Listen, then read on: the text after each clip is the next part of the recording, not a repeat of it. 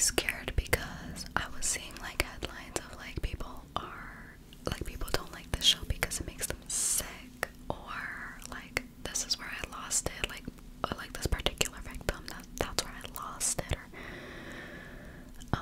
and I remember like my boyfriend and I were like sat down ready to eat or something, and sometimes we like watching, like we like eating in front of the TV because like we're eating, we don't want to like try to talk and like eat at the same time, so we'll like have like our TV dinner in front of the TV, and it's like, oh cool, there's this new Netflix show, like let's, like where are we gonna try to eat in front of a show about like it just did not make sense. But as soon as we hit play on the show, there was a scene that I was like, okay, no, stop, like let's watch something else because I'm not watching this while I'm eating. Yeah, I saw that first scene and I started looking at the headlines and I was just like, I don't think I can watch this show.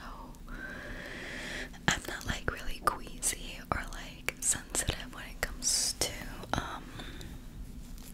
gory stuff, but I definitely don't like or enjoy gore, especially when it's like really exaggerated. So I was like, I don't think I could do this show. I was really scared. But last night, I went out with my boyfriend to celebrate, and I've been taking my acne medication, which I need to do a whole video because this, first of all, I can't drink on this medication, but it makes me feel lightheaded and dizzy. It makes me feel high, but not like the good kind of high where I'm like relaxed and I'm zen. It's like I'm trying to live my life and my head is like I'm rambling a lot, but all this to say that my boyfriend was really hungover and I'm on drugs, like prescribed medication drugs, not like hardcore drugs or anything like that, but like prescribed medication that makes me feel like doozy. And so today we didn't feel like doing anything. We just wanted to lay in bed. And we watched the entire series. We watched it all of today.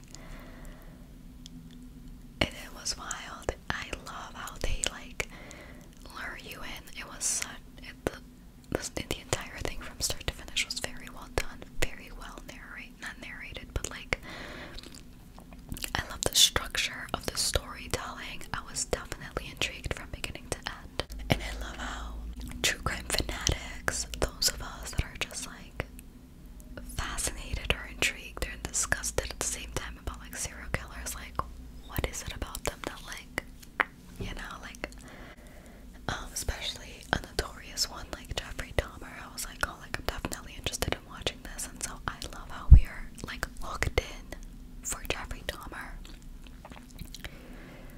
But what you get in the end is a like more intimate, a closer, more intimate look at the bigger impact that he had, not only on like his victims and the family of his victims, but the community, and just honestly how disgusting our system is. Like it's broken, and it made me cry. I was really sad for so many reasons. And the fact, like, if anyone else watches Bailey Sarian, where she's always like, get better idols, that is how I felt, that like that people like would give them fan mail. I don't think I'm like spoiling anything. Like there are some really sick people out here that really like are like, I'm the serial killer's biggest fan. And it's like, get better idols. All that to say that the Jeffrey Dahmer Netflix series inspired me, or like reminded me like, hey, I have this book and I haven't read in a while. Like granted, I've been a little MIA, like not this past week but the prior week before, rightfully so. I wish I could just like spill work tea on here, but I feel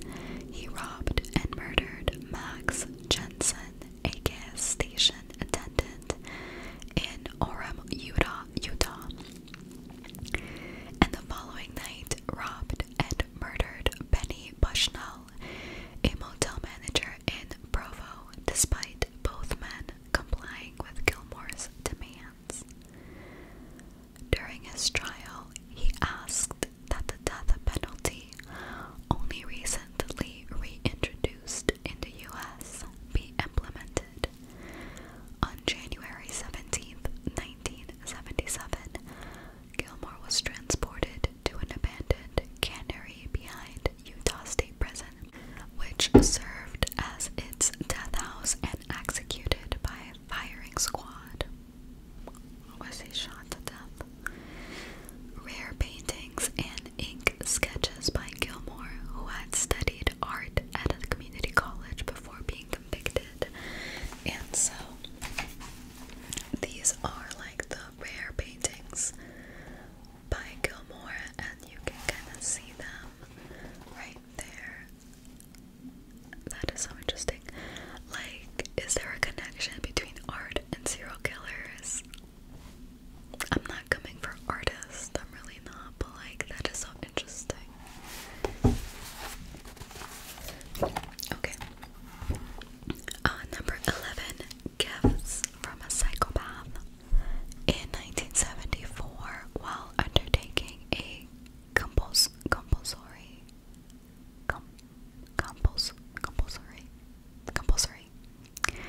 rehabilitation program after attacking two Seattle women, Jim Rusica managed to escape from the Western State Hospital. Rusica had been diagnosed as a sexual psychopath, and while on the run, he raped and strangled two teenage girls to death. Later, while in prison for the separate crime of raping a 13-year-old girl, Rusica admitted to the murder of the two girls and was ultimately sentenced to 2 consecutive life terms. Rusica created this piece from over 15,000 beads strung together on fishing line and then stitched to the leather backing. The design depicting Pogo the Clown, the persona created by serial killer John Wayne Gacy, is very complex and took over 5 months to create. The collector provided Rusica with the materials. The last will and testament of Jim Rusica. Quote, Rusica and I have gone